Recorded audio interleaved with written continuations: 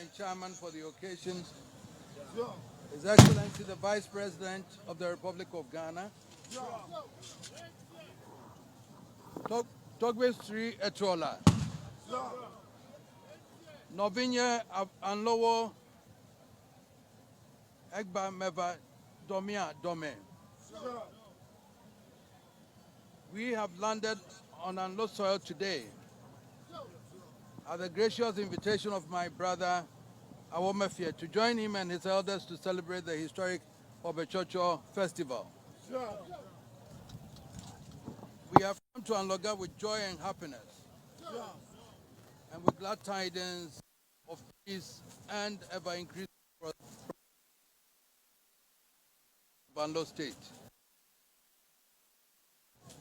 This is the first time the occupant of the Golden Stool has set foot on Anlo soil in the modern era, and we are pleased to come to underscore the value and importance we place on our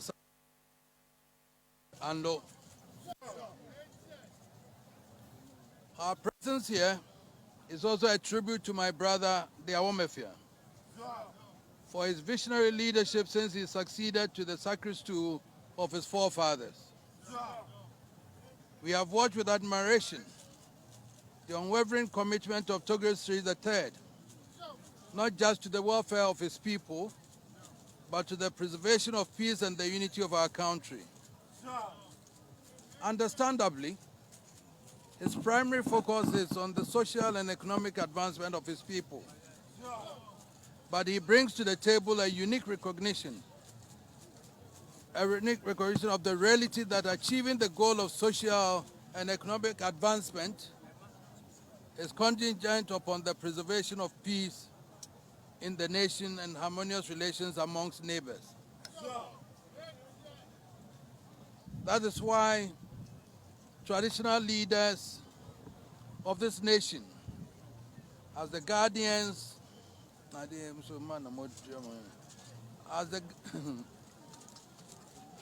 traditional leaders of this nation, as the guardians of our heritage, face an obligation to place peace building, the sustenance of the unity, and the protection of the territorial integrity of the nation are the zenith of all considerations. I'm aware that Awomefia's appreciation of this obligation and his commitment to its delivery has been a factor of no small value in the preservation. This is leadership for which every son and daughter of Anlo State should be proud and for which the whole nation. About 4 years ago, Otumfour III Awomefia did us the honor of accepting our invitation to be our guest in Kumasi. The visit enabled us shine the light on the historic Asante and Anlo Alliance of 1869.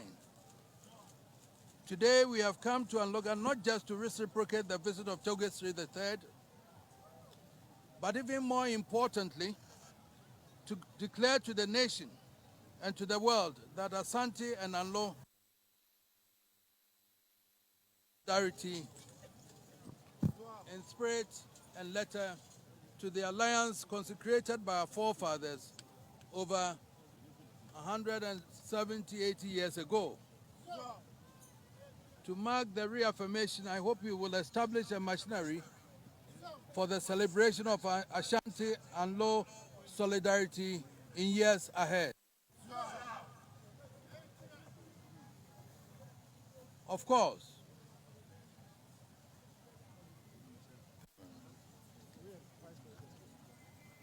we're Vice President there. Of course, I'm not unmindful of the fact that the complexities and vagaries of modern politics have cast an often uncomfortable shadow over our relations. It is undeniable that our people have become associated with differences in political choices to an extent that has injected some unwarranted mistrust and compromised the brotherly harmony conceived by our forefathers. It cannot be our role to question the political choices people make in our modern democracy. But I'm sure we can all agree that it is patently wrong to deduce from the differences in political choices or religious beliefs the existence of any inherent animosity between our people. And it is patently wrong to allow such differences to erode confidence in our heritage and generate enmity and strife between our kith and kin. Our forefathers knew who they were and what they were doing when they forged a concrete alliance between Asante and Anlo during an era dominated by intense warfare. In the past century, both Asante and Anlo collaborated on struggle through periods of change. Asante Mine dutifully created an Anloga division as an equal part of the traditional administration of Kumasi. Indeed, we have gone further to create a unique traditional system of governance which provides for every ethnic group to be represented by its own chief on an equal basis. How better can one reflect the depth of our respect for harmonious community relations? It is in this evolution that you see and experience the heart and soul of Asante and the essence of its commitments from Otumfour Osei Tutu to this day. Asante does not go back on its word and does not renege on its commitments. Asante's strength has been built upon its fidelity to its word. So it has been over the centuries. So it is today.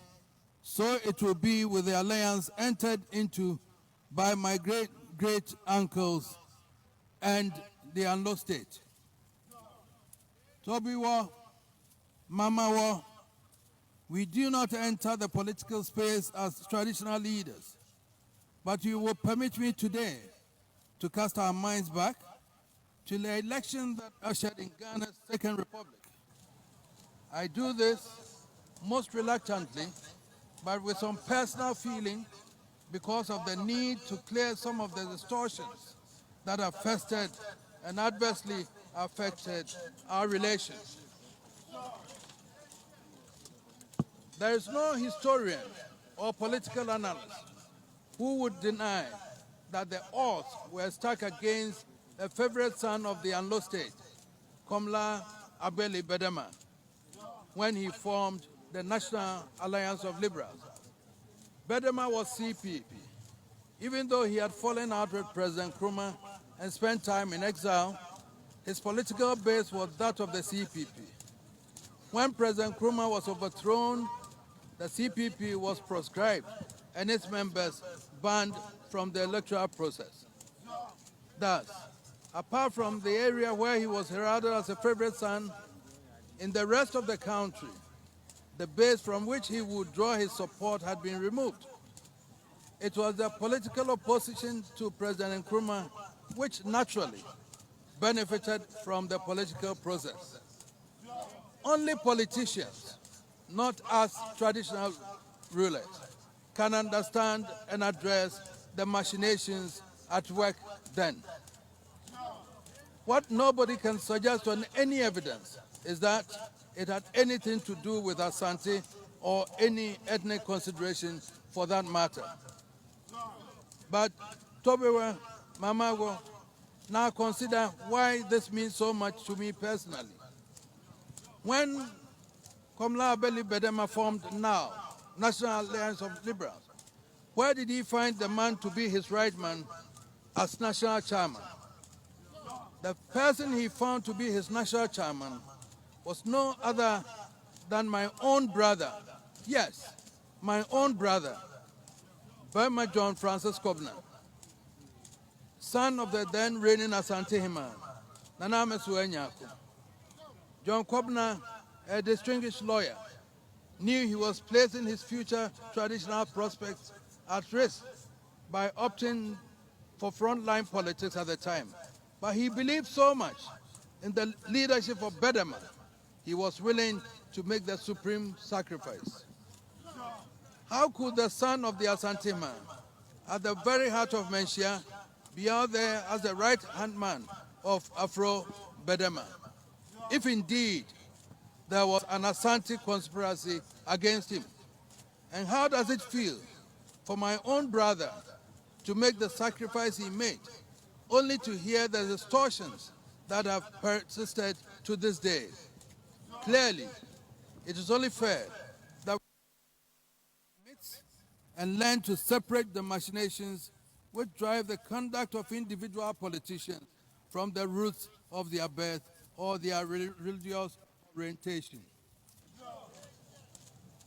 By the wisdom of our forefathers, the celebration of a Chocho appropriately provides for a period of reflection and soul-searching for the settlement and resolution of discord within families and among the people. Today, the Awomefia, chiefs, Abogduada, and queens of Ano State can set a beautiful example for our nation by extending the process of discord resolution beyond the limited family and traditional environment. You can help kickstart a process to purge ourselves of past contaminants of all types, flush out the sources of unwarranted discord, and encourage the growth of a healthier climate for public discourse and social and even political interaction. Our Mafia, Asantemai thanks you for remaining true to the ideals of our forefathers. We applaud the Tobiwa, Mamagawo, and elders for the loyalty and good counsel which they have served their proud state. And we thank you again and again for your hospitality. As we prepare for brother to bid brother goodbye, I ask, in the spirit of the moment, to let the elegance of Otumfour and the energy of Abaza blend to the music of peace, to the glory of one nation we proudly call Ghana. May we forever triumph together in the arms of great Ghana. Azalo.